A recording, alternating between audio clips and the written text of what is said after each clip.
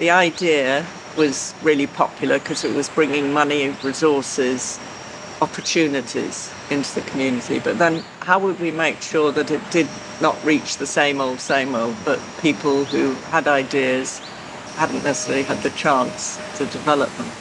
The real aim of the fund as we designed it was to really make everyone think they could develop an idea and get support. Then, with the fund, of course, also a little bit of economical support. But economical support, it's not just what you need. You need much more, I think. But the whole idea was really to try to engage as many people as possible to make sure that they thought they could do it, even if they felt they didn't have the skills or the knowledge to develop things in a way that was readable and that was acknowledgeable and it was a completed project. As few rules as possible and a very easy application process, etc., etc., etc. We were asking specifically for projects that were focused on Kilburn. So the idea was to fund projects which would each be worth between £5,000 and £10,000. And it's sort of trying to enable something to come out that you haven't even thought that you needed. I was involved in the selection process by the reading of all the applications, and then also like the meetings where the applications were read and discussed and shortlisted. It's about a dozen or so that were shortlisted. It was very successful, got a lot of applications. I read them all, yeah. We had no idea of what sort of response we'd get. And my view was, well, there's only a limit to the number of projects that we're going to get from an area which, the population of Kilburn, depending on how you define Kilburn, it's 30 to 40,000 people.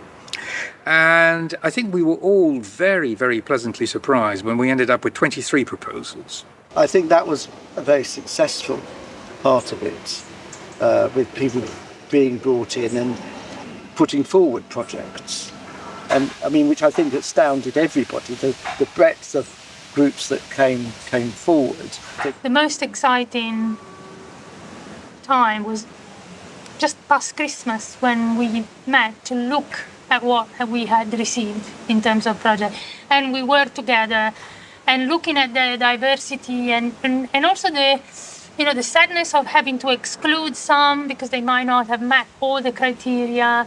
The time that we spend there thinking about how can we fund this project that we cannot fund now, how can we support these other projects. So to see in front of our eyes this wide range of projects that were all potentially successful, to see how rich was the creativity in Kilburn, to have been part of a project that triggered so much creativity. It was an amazing catalogue of creativity and aspiration and professionalism everywhere.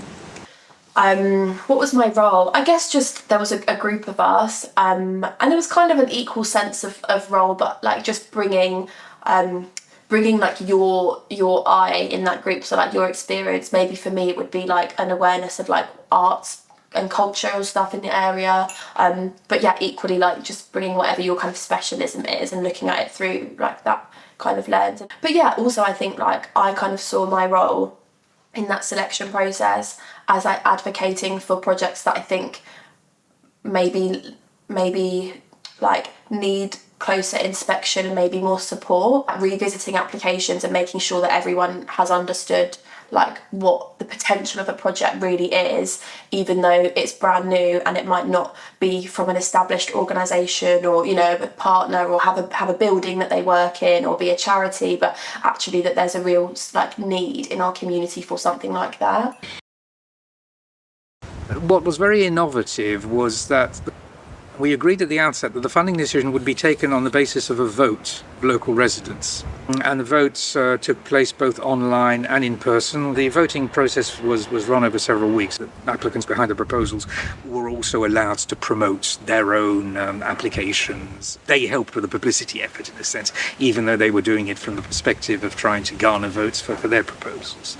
Well, actually, we got a lot more votes than we expected in first place. So when, on the closing day, was like, wow, it worked, But then because we had so many votes and we could see the distribution of the votes, of course, we said, well, actually, I think this needs to be redeveloped. And in the first place, we wanted to go back to everyone else. Well, first to give them, to congratulating and give them a feedback of what they've done, because, just by itself. And then also add another layer of support or mentorship to try to see that project that wasn't successful in this funding, if you could have find another way to find, and then more funding came along. So that was an easier way to do it. There aren't very many cases of community projects such as this being awarded through public votes. So we'd like to think that we've set perhaps a little bit of a precedent, maybe.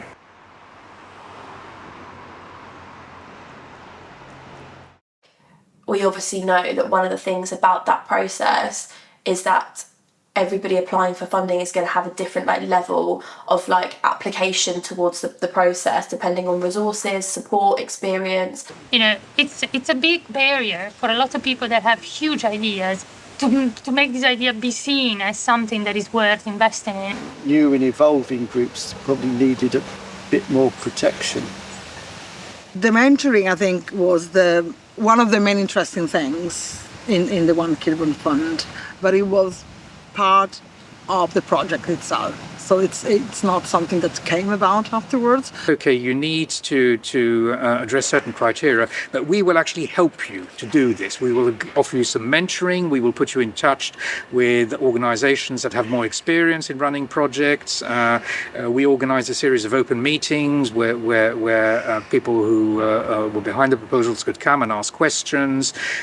If we see potential in a project that's really important for a specific community, they should be entitled to mentorship that means that they can really do their best version of their project. So it might be financial expertise needed, or does the community group or the community project have an organisation behind it? We provided people with different options to see us online, offline, and one-to-one or little groups, whatever they thought it would have worked better for them. And the whole point of that was, even if you don't get fund this time, even if you don't get fund for this project, you've got a clear understanding, and more than an understanding, you've got now kind of a confidence to maybe think that this is something you can develop, next time for another fund, for another opportunity. As a community funding group, we thought that this was really important, that we couldn't just do something to give funding to organizations that already were established. So we wanted as much as possible to support individuals or organizations or small projects that were not. That probably was its greatest success, that it showed that there was potential of any number of things being proposed or wanting support. The success has been to be able to use this funding model fairly, I think.